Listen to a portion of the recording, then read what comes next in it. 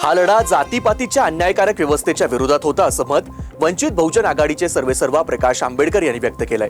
ते पुण्याच्या कोरेगाव भीमा येथील विजयस्तंभाला अभिवादन करण्यासाठी आले होते। शासनाकडून नागरिकांसाठी चांगली व्यवस्था करण्यात आल्याचं देखील ते म्हणाले।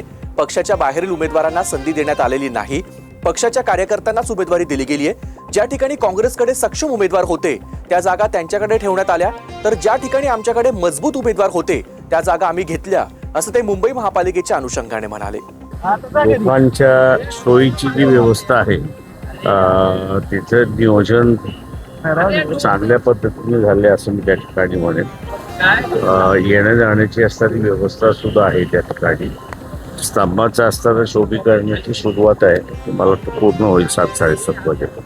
हा एक इतिहास आहे, मानवतेचा इतिहास या देशातला असं मी त्या ठिकाणी मानतो। त्या जातीप्रथेच्या व्यवस्थेच्या विरोधातला हा एक लढा होता, तो लढा जिंकला गेला आणि एक नवीन भारताचा असणारा पर्व या ठिकाणी सुरुवात झाली।